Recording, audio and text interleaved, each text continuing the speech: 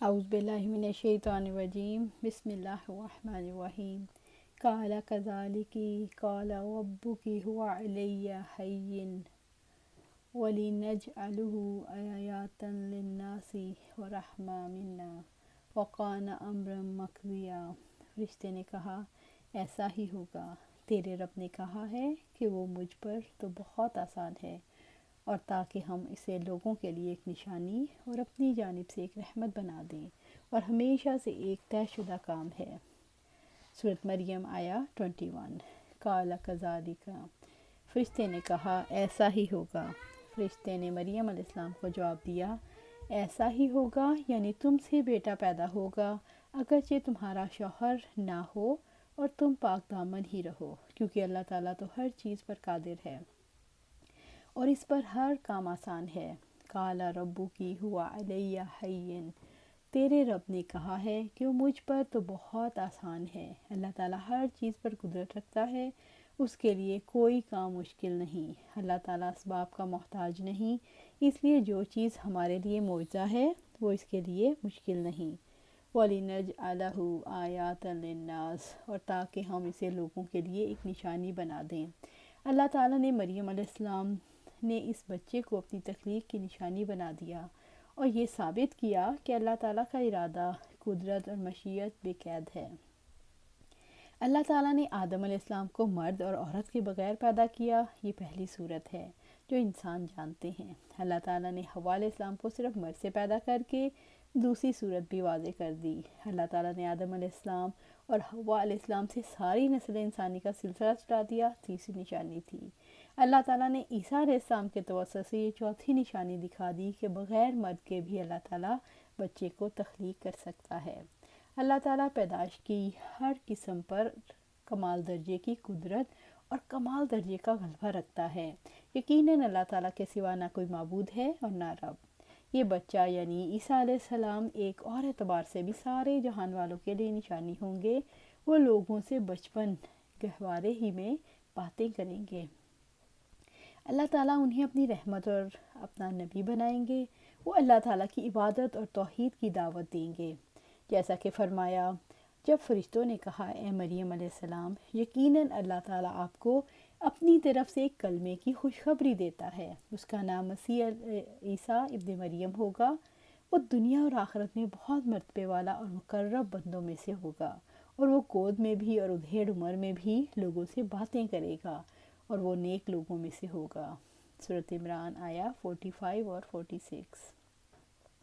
جبرائیل علیہ السلام کے کلام کا اختتام ہے۔ انہوں نے مریم علیہ السلام کو یہ خبر دی کہ اللہ تعالیٰ کے علم اور قدرت اور اس کی مشیت و تقدیر میں طے پا چکا ہے، اور حق تعالیٰ رحمت عالم صلی اللہ علیہ وآلہ وسلم کو اس کی خبر دے رہے ہیں۔ اس سے کنایا روح پھونک دینا ہے، قرآن میں ہے۔ اور عمران کی بیٹی مریم کی مثال بیان کی، جس نے اپنی شرمگاہ کی حفاظت کی، تو چنانچہ ہم نے اس میں اپنی روح پھونک دی، اور اس نے اپنے رب کی باتوں اور اس کی کتابوں کی تصدیق کی، اور وہ فرما برداروں میں سے تھی۔ سورۃ تحریم آیا 12۔ اور وہ عورت جس نے اپنی عصمت کی حفاظت کی تھی، تو ہم نے اس میں اپنی روح میں سے پھونکا، اور ہم نے اسے اور اس کے بیٹے کو جہانوں کے لیے نشانی بنا دیا۔ سورۃ الانبیاء آیا 91۔ یعنی اللہ تعالیٰ اس کام کا عزم کر چکا ہے کہ اس کے بغیر کوئی چارہ نہیں۔ وہ نشانی اللہ تعالیٰ کی قدرت پر دلالت کرے، نیز اس امر پر بھی کہ اسباب کی کوئی مستقل تاثیر نہیں، اس میں تاثیر صرف اللہ تعالیٰ کی تقدیر سے ہے۔ بس وہ اپنے بندوں کو بعض اسباب کے خلاف عادت اور واقعات کا مشاہدہ کراتا ہے، تاکہ وہ اسباب پر نہ ٹھہر جائیں اور مسبب الاسباب اور ان کی مقدر کرنے والی ہستی کے افعال میں غور و تفکر ترک نہ کریں۔ وَرَحْمَةً مِنَّا، اور اپنی جانب سے ایک رحمت بنا دیں۔ یہ واقعہ پہلے بنی اسرائیل کے لیے رحمت بنا، پھر سارے انسانوں کے لیے رحمت بنا۔ اللہ تعالیٰ کی رحمت سے یہاں مراد اللہ تعالیٰ کی پہچان ہے، جس کی وجہ سے لوگ اللہ تعالیٰ کی بندگی کرتے ہیں اور اللہ تعالیٰ کی رضا تلاش کرتے ہیں، تاکہ ہم اس کو خود اس کے لیے، اس کی والدہ کے لیے اور تمام لوگوں کے لیے رحمت بنائیں۔ ان کو خود اپنے لیے رحمت ہونا اس بنا پر ہے کہ اللہ تعالیٰ نے آپ کو اپنی وحی کے لیے مختص کیا، اور آپ کو اپنی عنایات سے نوازا جس طرح اس نے اولو العزم انبیاء اور مرسلین کو نوازا۔ آپ کی والدہ کے لیے آپ کا رحمت ہونا یہ ہے کہ آپ کی وجہ سے آپ کی والدہ کو فخر، ثنائے حسن اور بڑے بڑے اخروی فائدے حاصل ہوئے۔ لوگوں کے لیے آپ کا رحمت ہونا یہ ہے کہ ان پر اللہ تعالیٰ کی سب سے بڑی نعمت یہ ہے کہ اس نے ان کے اپنے اندر اپنا رسول مبعوث کیا جو ان پر اللہ تعالیٰ کی آیات تلاوت کرتا ہے، ان کو پاک کرتا ہے، ان کو کتاب و حکمت کی تعلیم دیتا ہے۔ وہ اس پر ایمان لاتے ہیں، اس کی اطاعت کرتے ہیں اور وہ دنیا اور آخرت کی سعادت سے بہرہ مند ہوتے ہیں۔ وَقَانَ أَمْرًا مَقْضِيًّا، وَقَانَ أَمْرًا مَقْضِيًّا، اور ہمیشہ سے یہ ایک طے شدہ کام ہے۔ اس سے مراد یہ ہے کہ یہ معجزانہ پیدائش تو اللہ تعالیٰ کے علم اور اس کی قدرت کے مطابق طے شدہ ہے۔ اس کا یہ مطلب بھی ہے کہ اللہ تعالیٰ کا یہ فیصلہ بدلا نہیں جا سکتا، ہو کر رہے گا۔ عیسیٰ علیہ السلام کی پیدائش اللہ تعالیٰ کا حتمی فیصلہ تھا، اس کا نافذ ہونا اٹل تھا۔ لہٰذا جبرائیل علیہ السلام نے مریم علیہ السلام کے گریبان میں پھونک مار دی اور مریم علیہ السلام اللہ تعالیٰ کے فیصلے پر راضی ہو گئیں۔ فَحَمَلَتْهُ فَانْتَبَذَتْ بِهِ مَكَانًا قَصِيًّا، پھر مریم علیہ السلام نے اس بچے کا حمل اٹھا لیا تو اس کے ساتھ الگ ہو کر ایک دور کی جگہ چلی گئیں۔ سورۃ مریم آیہ 22۔ فَحَمَلَتْهُ، پھر مریم علیہ السلام نے اس بچے کا حمل اٹھا لیا۔ مریم علیہ السلام کو حمل ٹھہر گیا۔ مریم علیہ السلام کے حمل کے بارے میں قرآن میں تذکرہ نہیں۔ جبرائیل علیہ السلام نے مریم علیہ السلام کے دامن یا گریبان میں پھونک ماری اور وہ حمل سے ہو گئی۔ حمل قرار پانے کے بعد مریم علیہ السلام کو یہ سمجھ نہیں آتا تھا کہ لوگوں سے کیا کہیں، کیونکہ انہیں علم تھا کہ وہ سچی بات بھی نہیں مانیں گے۔ جب انہیں قوم کی طرف سے زنا کے الزام کا خطرہ محسوس ہوا تو ان سے علیحدہ ہو گئی۔ فَانْتَبَذَتْ بِهِ مَكَانًا قَصِيًّا، تو وہ اس کے ساتھ الگ ہو کر ایک دور جگہ چلی گئیں۔ مریم علیہ السلام بیت الحم کے مقام پر چلی گئیں۔ حاملہ ہونا آزمائش ہے، لیکن کنواری لڑکی کا حاملہ ہونا بہت بڑی آزمائش ہے، کیونکہ انہیں اپنے اخلاق اور تربیت کی فکر تھی۔ یہ صرف ان کا خفیہ مسئلہ تھا اور چھپا رہ سکتا تھا۔ دوسری بات کی علیحدگی کو خفیہ نہیں رکھا جا سکتا تھا۔ انہیں جسمانی تکلیف کے ساتھ شدید نفسیاتی تکلیف لاحق تھی۔ ایک روایت میں ہے یہ مقام بیت المقدس سے 8 میل دور تھا، اور ایک حدیث میں ہے کہ ولادت عیسیٰ کی جگہ بیت الحم ہے۔ فَأَجَاءَهَا الْمَخَاضُ إِلَى جِذْعِ النَّخْلَةِ قَالَتْ يَا لَيْتَنِي مِتُّ قَبْلَ هَٰذَا وَكُنتُ نَسِيًّا مَنسِيًّا، پھر درد ذہ اسے کھجور کے ایک تنے کے تک لے آیا۔ اس نے کہا اے کاش میں اس سے پہلے ہی مر جاتی اور میں بھولی بھلائی ہوئی ہوتی۔ سورۃ مریم آیہ 23۔ فَأَجَاءَهَا الْمَخَاضُ إِلَى جِذْعِ النَّخْلَةِ، پھر درد ذہ اسے کھجور کے ایک تنے تک لے آیا۔ مریم علیہ السلام کو زچگی کی تکلیف شروع ہوئی تو بے قرار ہو اٹھیں۔ بے چینی میں وہ کھجور کے درخت کے نیچے آ کر بیٹھ گئیں۔ یہ درخت اسی جگہ تھا جہاں وہ اپنی قوم سے دور رہتی تھیں۔ ایک طرف زچگی کی تکلیف اور دوسری طرف لوگوں کی باتوں اور طعنوں کا خیال کر کے تمنا کرنے لگیں۔ قالت یا لیتنی مت قبل ھذا وکنت نسیا منسیا، اس نے کہا اے کاش میں اس سے پہلے ہی مر جاتی اور میں بھولی بھلائی ہوئی ہوتی۔ انہوں نے یہ تمنا کی کہ کاش وہ اس واقعہ سے پہلے ہی وفات پا جاتی اور ان کا کہیں تذکرہ بھی نہ ہوتا۔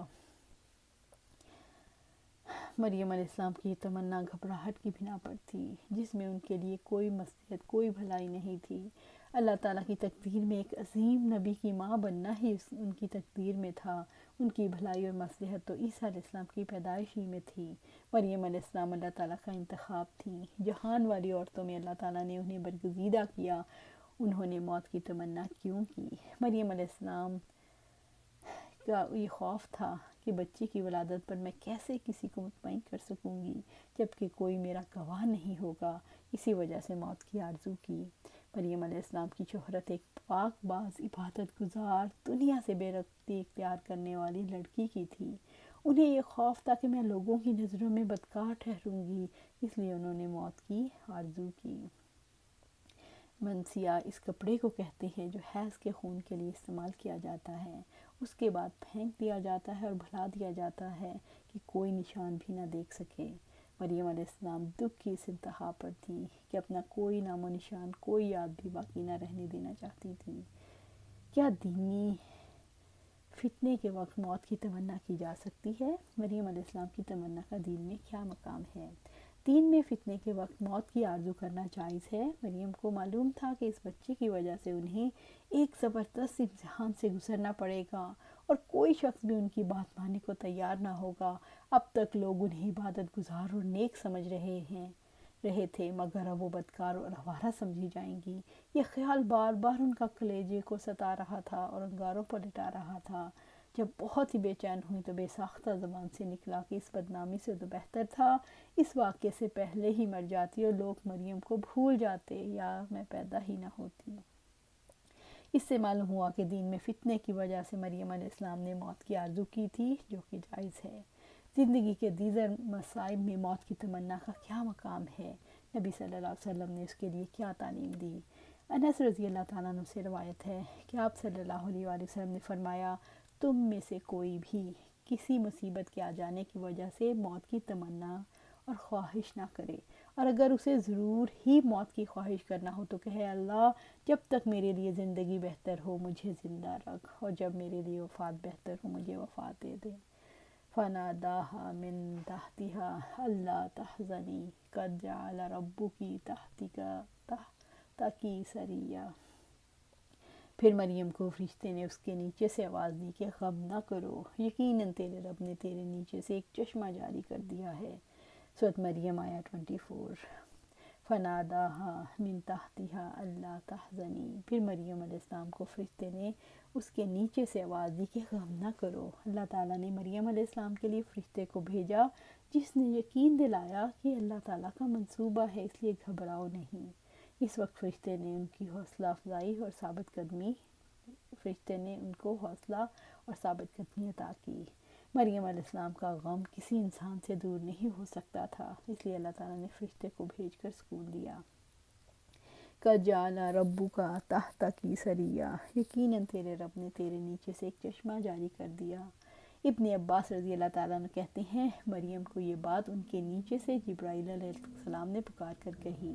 فرشتے نے یہ کہا کہ اللہ تعالیٰ نے تمہارے لیے معجزانہ طور سے چشمہ جاری کر دیا ہے اور سوکھے کھجور کے درخت کے تازہ کھجوروں کا انتظام کر دیا ہے، یوں یقین دہانی اور غم دور کرنے کا ایک اور انتظام بھی کر دیا۔ وَهُزِّي إِلَيْكِ بِجِذْعِ النَّخْلَةِ تُسَاقِطْ عَلَيْكِ رُطَبًا جَنِيًّا، اور تم کھجور کے تنے کو اپنی طرف ہلاؤ، تمہارے اوپر تازہ پکی ہوئی کھجوریں گرائے گا۔ سورۃ مریم آیہ 25۔ وَهُزِّي إِلَيْكِ بِجِذْعِ النَّخْلَةِ، اور تم کھجور کے تنے کو اپنی طرف ہلاؤ۔ فرشتے نے مزید تسلی دیتے ہوئے کہا، کھجور کی ٹہنی کو ہلاؤ اور گھبراؤ نہیں۔